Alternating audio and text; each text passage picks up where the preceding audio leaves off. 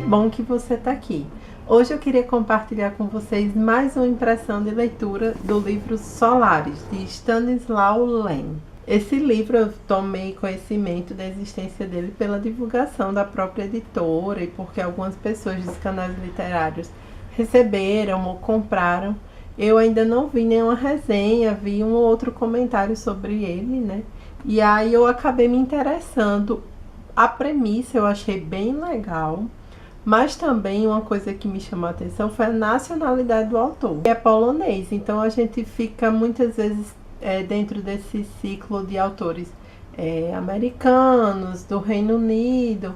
Então foi legal, né? Foi uma coisa que me chamou a atenção, ver a escrita de um autor de ficção científica, né? Esse livro é de ficção científica, de um país do qual eu nunca tinha lido ninguém. O livro, como vocês podem ver, é muito, muito lindo, né? As edições da Aleph costumam ser bem bonitas, assim, é bem impactante quando você vai abrindo. E eu amo esse amarelo. A fonte também bem diferente, né? Que vê o nome do autor e o título. Aqui é o índice, né? Com os capítulos, e todos os capítulos começam assim. E depois vem o texto, nessa diagramação.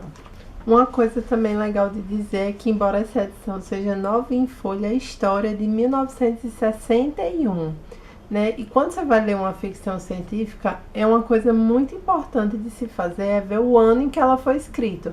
Porque às vezes a pessoa começa a descrever uma coisa assim bem futurística, mas muitas vezes pra gente tem cara de coisa antiga. Então assim, não existiam computadores. E aí muitas vezes ele está descrevendo uma coisa que eu ficava assim, isso é só um computador. Por que ele não disse que ele olhou um computador, né?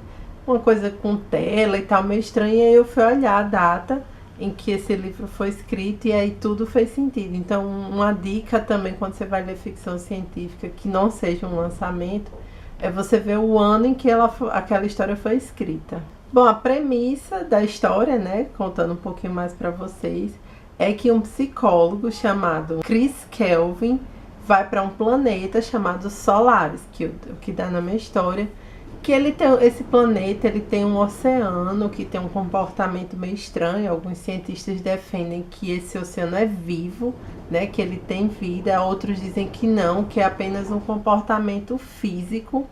E ele vai para lá, já tiveram várias expedições, tem uma estação de estudo lá, e ninguém nunca chegou à conclusão. Ele está em missão para lá, e aí coisas estranhas começam a acontecer. Na verdade, coisas estranhas começam a acontecer desde o primeiro momento em que ele chega, e a gente acompanha exatamente isso, ele chegando no Solaris, né, no planeta Solaris. Eu confesso que o começo da história eu achei um pouco chato, porque ficou descrevendo, assim, as primeiras horas dele de chegando e nesse planeta descreve exatamente tudo o que ele está fazendo. Então são páginas e páginas para poucas horas dele na estação, e isso é um pouco cansativo. E depois a história ganha outro ritmo, né? Até eu cheguei a pensar que a história inteira ia se passar em um único dia, porque as primeiras 20, 30 páginas estavam se passando em poucas horas.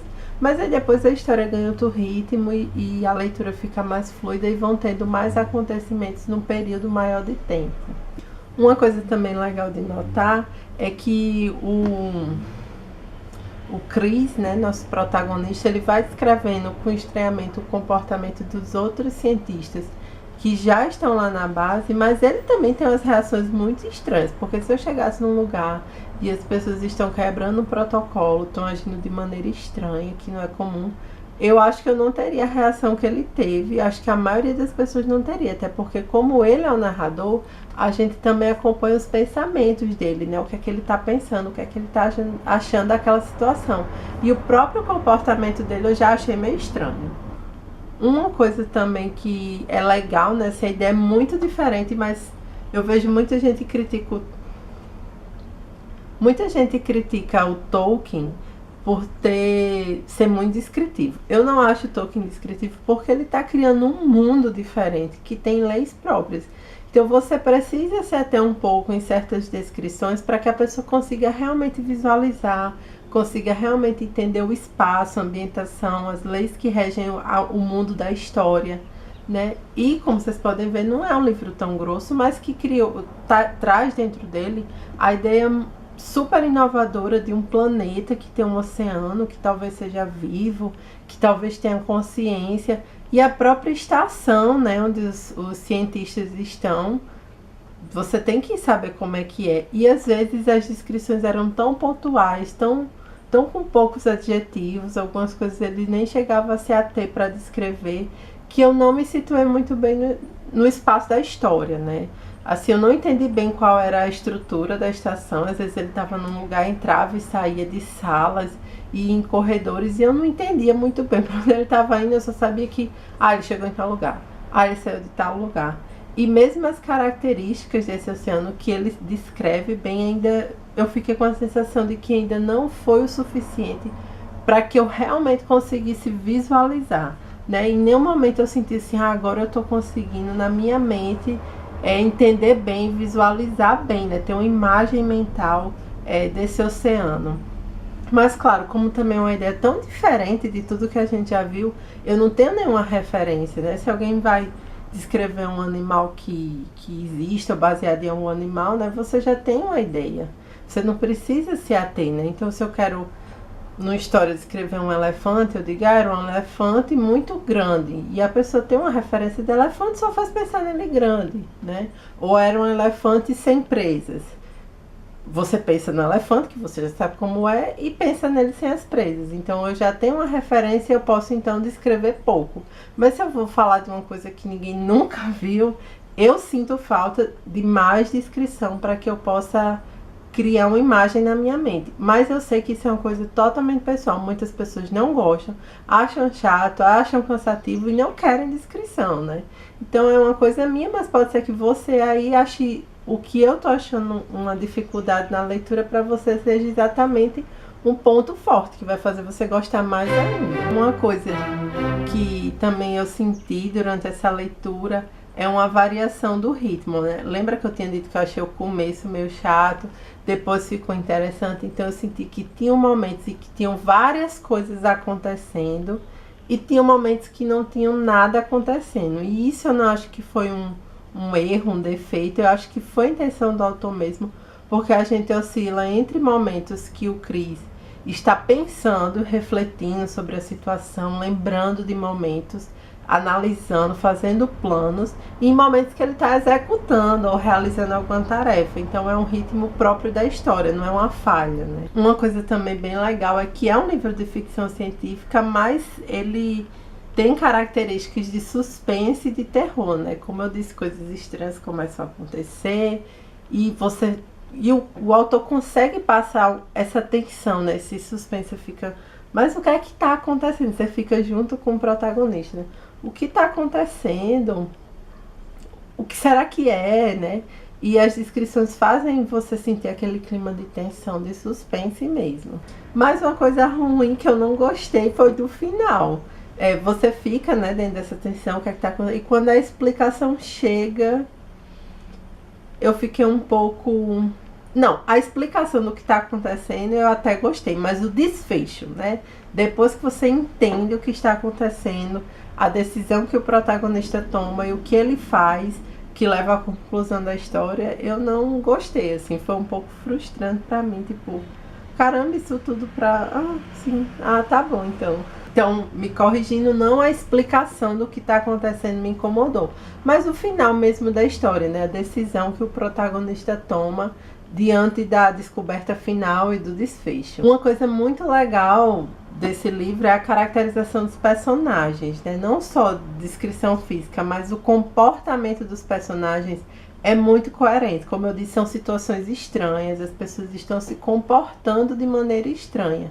E o autor consegue passar muito bem isso pra gente, assim.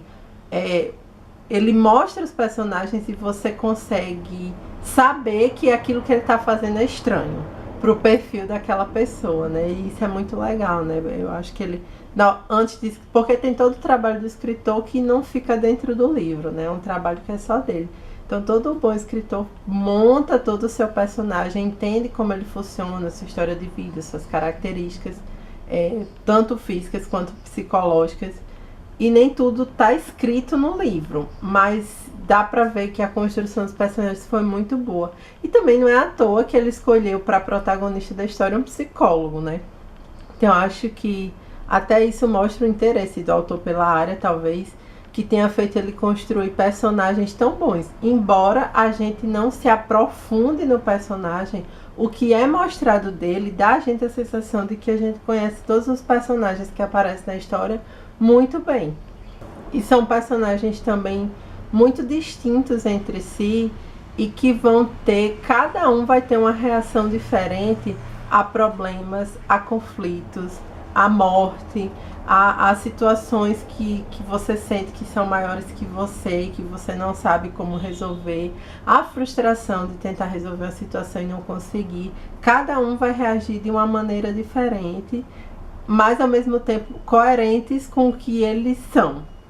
Então, por isso tudo que eu falei, eu achei que foi uma leitura muito interessante, que vale muito a pena. Uma ficção científica com um toque de suspense e de terror, e que, embora não se atenha só ao lado psicológico, tem os aspectos psicológicos desenvolvidos de uma maneira satisfatória, que tem um ritmo que varia entre o intenso e o parado, entre a ação e o psicológico, e que tem um final meio esquisito e maluco, mas que mesmo assim vai fazer você ter aquela sensação de que a leitura valeu a pena. E se você gostou desse vídeo, não se esquece de clicar em gostei pra mim e se inscreve no canal para acompanhar os próximos vídeos. Um beijo e até a próxima. Tchau!